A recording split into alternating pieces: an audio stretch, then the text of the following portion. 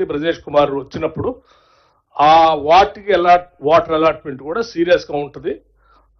Catchment area కంటే కూడా ఈ ప్రాజెక్టులు ఆన్గోయింగ్ ఉంటాయి కాబట్టి ఇటు కంపల్సరీ ఇవ్వాల్సినటువంటి పరిస్థితి వస్తుందనేటువంటి ఆలోచనతో ఆనాటి ఉమ్మడి రాష్ట్రంలో కాంగ్రెస్ ప్రభుత్వం సీరియస్గా అన్ని ప్రాజెక్టులు టేకప్ చేసింది.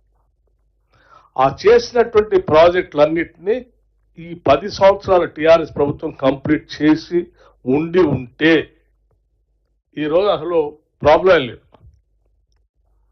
కేవలం టీఆర్ఎస్ ప్రభుత్వం మనం స్టార్ట్ చేసిన ప్రాజెక్టులు పూర్తిగా కంప్లీట్ చేయలేదు, యూటిలైజేషన్లోకి తీసుకొని రాలేదు కాబట్టే ఈరోజు అసలు కృష్ణా జలాలపైన మనకి నీళ్ల సమస్య అని చర్చ వస్తూ ఉంది. అంటే దీని మొత్తానికి కారణం ద్రోహం జరిగిందంతా టీఆర్ఎస్ ప్రభుత్వం వారి నాయకత్వం కంప్లీట్ చేయలేకపోవటం వల్లనే తెలంగాణ రాష్ట్రానికి చాలా పెద్ద నష్టం జరిగింది. ఆ నష్టాన్ని ఇప్పుడున్నటువంటి ప్రభుత్వం రేవంత్ రెడ్డి గారి నాయకత్వంలో ఉత్తమ్ కుమార్ రెడ్డి గారు ఇద్దరు కలిసి సీరియస్గా కేంద్రం పైన కొట్లాడుతూ ఉన్నారు నీటి కేటాయింపు కోసం. ఇది ప్రధానంగా మనం ప్రజల్లో తీసుకొని వెళ్లాల్సింది. ఇక రెండో అంశం ఇంకో ఆయన ఏం చెప్తా ఉన్నాడంటే, సరే గోదావరిలో నీళ్ళన్నీ సరిగా మీరు బనకచెర్ల అడ్డుపోతా ఉంది, మీరు సరిగా చేయలేదని చెప్తాం. ఇప్పుడే మంత్రి గారు చెప్పినట్టు ఆనాటి తుమ్మిడిహట్టి ప్రాజెక్ట్ కానీ ఆ తర్వాత తుపాకులగూడెం దగ్గర మొదలుపెట్టినటువంటి ప్రాజెక్ట్ కానీ లేకపోతే ఆ కింద ఉన్నటువంటి ఇందిరాసాగర్, రాజీవ్ సాగర్ గారు వీటన్నీ కలిపితే కూడా కేవలం ఇది 38,000 crores, అదేం 2,400-500 crores, మొత్తం కలిపితే 42,000 crores. గోదావరి నది పైన ఉన్న ప్రాజెక్టులు అన్నీ ఖర్చు ఆ రోజు ఎస్టిమేషన్స్ అన్ని 42,000 crores మాత్రమే. వాటిలో చాలా వరకు డబ్బు ఖర్చు పెట్టారు కూడా. అంటే ఇంకొక 38,000 crores ఖర్చు పెడితే గోదావరి నది నుంచి కొన్ని లక్షల ఎకరాలు, అంటే ఇక్కడ ఉన్నటువంటి 16.5 లక్షల ఎకరాలు, ఆ ఇందిరాసాగర్, రాజీవ్ సాగర్ దగ్గర ఉన్నటువంటి 4 లక్షల ఎకరాలు, అట్లాగే దేవాద లిఫ్ట్ ద్వారా ఇప్పుడు ఆ తుపాకులగూడెం దాంతో బ్యారేజ్తో కడితే వచ్చేటట్టు కొన్ని కాకతీయ కెనాల్ స్టెబిలైజేషన్ ఇవన్నీ కలిపితే సంపూర్ణంగా కేవలం 42,000 crores కొన్ని 23 నుంచి 24 లక్షల ఎకరాలకి రాష్ట్రంలో గోదావరి నీళ్లు పారాయి. కానీ ఆయన ఏం చేసి ఒక్క గోదావరి నది పైనే 38,000 కోట్లతో అయ్యేటువంటి ప్రాణహిత చేవళ్ల ప్రాజెక్ట్ని రీడిజైనింగ్ చేసి 1,25,000 కోట్లు పెంచాడు. ఇందిరాసాగర్, రాజీవ్ సాగర్ని ఒక 20,000 కోట్లు పెంచాడు. అంటే ఒక్క గోదావరి పైనే 1,45,000 కోట్లకి రీడిజైన్ చేసి ఖర్చు పెట్టారు. ఇంత ఖర్చు పెట్టినా కూడా ఒక్క ఎకరానికి కూడా నూతనంగా ఆయకట్టుకి నీళ్ళు ఇవ్వలేదు. ఎందుకంటే ఏ ప్రాజెక్టు కూడా డిస్ట్రిబ్యూటర్ కెనాల్స్ చేయాలి. ఈవెన్ కాళేశ్వరం లిఫ్ట్ చేశామని చెప్తున్నటువంటి ప్రాజెక్టు కూడా ఎక్కడ డిస్ట్రిబ్యూటర్ కెనాల్ తీయలే, ఒక ఎకరానికి కూడా నీళ్ళు ఇవ్వలేదు. పారే నీళ్ళన్నీ కూడా శ్రీపాద ఎల్లంపల్లి నుంచి, మిడ్మానేర్ నుంచి, కాకతీయ కెనాల్ నుంచి వీటి ద్వారానే పారుతాయి. ఇవన్నీ ఆనాటి కాంగ్రెస్ ప్రభుత్వాలు కట్టినాయి. కాబట్టి ఆడ అంత పెంచితే కూడా ఒక ఎకరానికి కూడా నీళ్ళు ఇవ్వనటువంటి 1,00,000 కోట్ల పైబడి ఒక్క గోదావరి నది పైన తిన్నటువంటి టీఆర్ఎస్ ప్రభుత్వం ఈరోజు కాంగ్రెస్ ప్రభుత్వం మీద మాట్లాడటం అనేది నిజంగా ఇంతకంటే హాస్యాస్పదం ఏం లేదు. ఈ రెండు తప్పిదాలు వాళ్ళు చేయటం వలన ఈరోజు తెలంగాణ రాష్ట్రానికి రావాల్సిన నీళ్లు రాలేదు, ఉండాల్సిన నిధులు కూడా ఖర్చు అయిపోయాయి.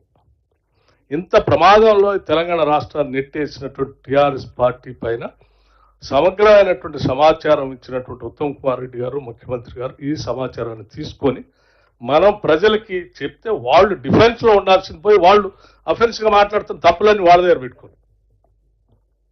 సో వాళ్ళు చేసే తప్పిదాల వల్లనే ఈరోజు రాష్ట్రానికి జరుగుతున్న నష్టం గురించి సంపూర్ణంగా మనం వివరించాల్సింది.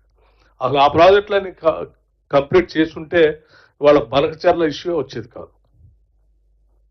మన ప్రాజెక్టులన్నీ కంప్లీట్ అయ్యంటే ఆ బనకచెర్ల వారు కూడా ఏం చెప్తున్నారు, సముద్రంలో చివరిగా ఉన్నటువంటి ప్రాజెక్టు ద్వారా మేము నీళ్లు చూసుకుంటే తెలంగాణ వాళ్ళకి నష్టం, అది సముద్రంలో వృధాకపోయాయి కదా అని చెప్తా ఉన్నారు. దానికి సంబంధించి కూడా కొంత మనం అంటే వాళ్ళకు ఒక సింపథెటిక్గా వచ్చేటట్టుగా చెప్తా ఉన్నారు. మనం చెప్పాల్సింది ఏంటంటే ఇప్పుడే కడియం శ్రీఆర్ గారు చెప్పినటువంటి సమాచారం కూడా ఏంటంటే ప్రాజెక్టులన్నీ కట్టి ఉంటే వాటి ద్వారా నీళ్లు పారుతూ ఉంటే ఒక ట్రిబ్యునల్ ముందు చర్చకు వచ్చినప్పుడు ఆల్రెడీ కట్టిన ప్రాజెక్టులు ముందు కేటాయింపు ఇవ్వాల్సిన పరిస్థితి వస్తుంది. అలా వాళ్ళు ఆ చర్చకు వచ్చినప్పుడు ముందు మా బనకచెర్ల కూడా ఆల్రెడీ కంప్లీట్ అయిపోయింది కాబట్టి ఇక బ్రజేష్ కుమార్ ట్రిబ్యునల్ దగ్గర మాకు ఈ కేటాయించిన తర్వాత పైన కేటాయించండి అని చెప్పే వాదన వాళ్ళు తీసుకొని రావడానికి వచ్చే అవకాశం ఉంది. అందుకోసం మనం చెప్పేటప్పుడు కూడా స్పష్టంగా దాని మీద కూడా క్లారిటీ ఇస్తే వాళ్ళు ఏదో మనం వాళ్ళకి ఏదో అడ్డుపడుతున్నటువంటి భావం కూడా రాదు. దానికి కూడా క్లారిటీ ఇస్తూ నేను ముఖ్యమంత్రి గారికి మై రిక్వెస్ట్ మీరు దయచేసి అట్లాగే ఉత్తమ్ కుమార్ రెడ్డి గారు కూడా మీ ఇద్దరు ఇచ్చినటువంటి సమాచారం రాష్ట్ర ప్రయోజనాలను స్పష్టంగా కాపాడుతూ మేము చేస్తున్నటువంటి పోరాటం ప్రజలకు తెలియాలి. వాళ్ళు చేసినటువంటి ద్రోహం కూడా రాష్ట్ర ప్రజలకు తెలియాలి. వాళ్ళు చేసినటువంటి ద్రోహాన్ని కప్పిపుచ్చుతూ ఇంకా వాళ్ళు ఎఫెన్స్గా మన మీద మాట్లాడుతూ ఉన్నారు. కాబట్టి నేను మై రిక్వెస్ట్ మీరు ఇచ్చినటువంటి ఈ ప్రజెంటేషన్ని భవిష్యత్తులో కొద్ది రోజుల్లో దయచేసి ఈ రాష్ట్రంలో ఉన్నటువంటి మీడియా వ్యవస్థను అందరిని పిలిచి అందులో స్టేక్ హోల్డర్స్ని కూడా పిలిచి అట్లాగే రిటైర్డ్ ఇంజనీర్స్ వాళ్ళని కూడా పిలిచి ఇదే ప్రజెంటేషన్ వాళ్ళందరికీ చక్కగా మీరు వివరించగలిగితే ఈ రాష్ట్ర ప్రజలందరూ కూడా స్పష్టంగా ఓ మెసేజ్ వెళ్ళిపోతుంది.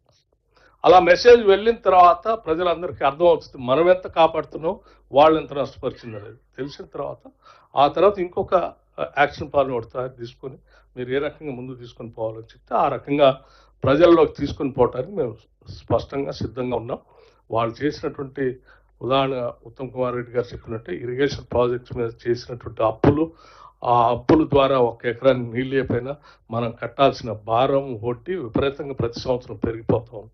వాటికి సంబంధించిన సమాచారం కూడా తర్వాత ఇస్తామని చెప్తూ దయచేసి ముఖ్యమంత్రి గారు మై రిక్వెస్ట్ ప్లీజ్ ఒక అటువంటి సేమ్ ప్రజెంటేషన్ దయచేసి ఇవ్వగలిగితే డెఫినెట్గా మన వాళ్ళు రాష్ట్ర ప్రయోజనాలు కోరుకునేటువంటి సీనియర్ రిటైర్డ్ ఇంజనీర్స్ ఉన్నారు, రిపోర్టర్స్ ఉన్నారు, మేధావులు ఉన్నారు, అందరూ కూడా ఈ విషయాన్ని కింది వరకు తీసుకుని వెళ్తారని ఆ ప్రక్రియ చేపట్టవలసిందిగా విజ్ఞప్తి చేస్తూ ముగిస్తా ఉన్నాను. థ్యాంక్ యూ, ధన్యవాదాలు. ఈ పవర్ పాయింట్ సందర్భంగా